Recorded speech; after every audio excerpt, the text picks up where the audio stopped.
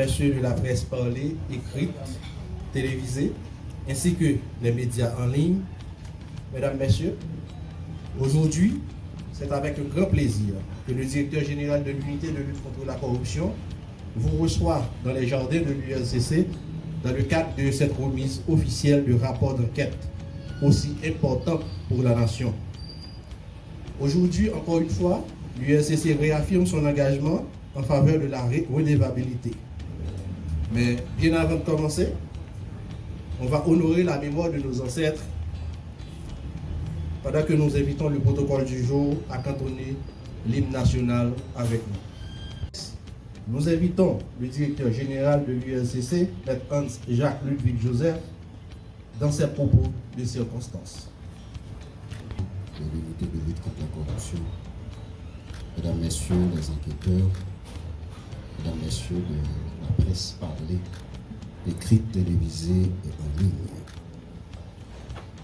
À la veille de la célébration de la Journée internationale de lutte contre la corruption, l'unité de lutte contre la corruption, pleinement engagée dans sa mission d'assainir l'administration publique, tient encore pour responsable des agents publics, de hauts fonctionnaires de l'État et de hautes personnalités politiques pour avoir violé la confiance publique. Constamment motivés, entièrement convaincus de leur devoir vis-à-vis de la nation, les enquêteurs de l'ULCC agissant sous mon autorité conduisent des enquêtes les unes plus importantes que les autres dans l'intention de garantir une gestion saine des ressources publiques. L'objectif est clair: imposer l'intégrité et la transparence dans la gestion publique. L'ULCC restera au rendez-vous de l'histoire en assumant pleinement ses responsabilités légales. Plusieurs de ces enquêtes ont été lancées suite à une dénonciation ou une plainte formelle de citoyens ou d'organisations de lutte contre la corruption. J'invite donc toute personne qui, témoin d'un acte de corruption, à porter plainte ou à composer gratuitement le 56 56 pour dénoncer. Parce que dénoncer est un acte citoyen.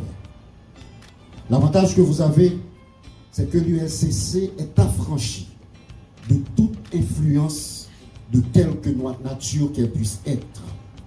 L'État haïtien, l'exécutif haïtien trace les lignes claires que j'exécute à titre de gendarme anticorruption. La corruption doit être mise KO. C'est l'objectif que nous poursuivons en vous présentant aujourd'hui 5 rapports d'enquête sur des faits patiemment documentés par les enquêteurs à l'endroit desquels j'adresse un hommage bien mérité. Des cas relatifs au détournement de biens publics, de fausses déclarations de patrimoine, de passation illégale de marchés publics, d'abus de fonction, de faux et d'usage de faux, de brise illégale d'intérêts, d'entrave au bon fonctionnement de la justice et autres sont détectés. L'ULCC veut faire comprendre que nul n'est au-dessus de la loi. Dans l'application de la loi, la République n'identifie aucun intouchable.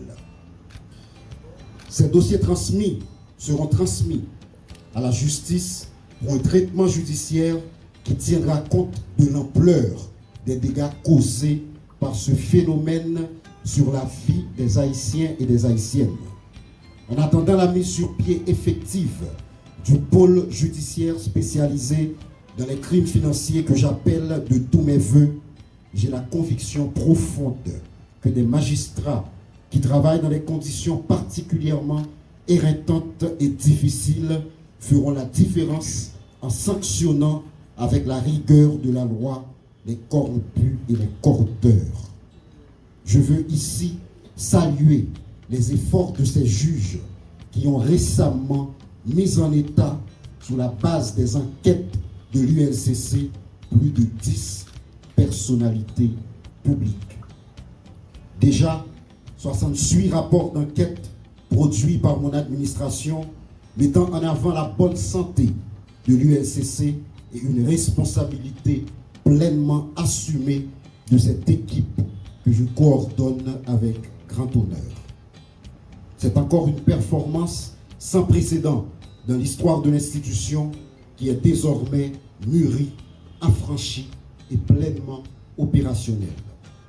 Comme le veut la tradition que j'instaure à l'UNCC, chaque journaliste sortira de ces murs avec un résumé exécutif de chaque rapport d'enquête finalisé, dont les résultats sont rendus publics conformément à l'article 9 du décret du 8 septembre 2004.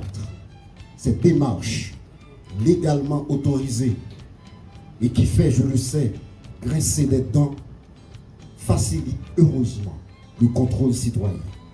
Et puis nous tous connaissons, c'est dans le fait noir que corruption taille banda, et pour mettre lumière sur le monde, qui a levé, qui a pillé l'État, nous obligé de courir. Merci en pile de présence. Merci au directeur général. Mesdames, Messieurs, c'est encore historique. 68 rapports d'enquête, minutieux traités, on va dire avec soin.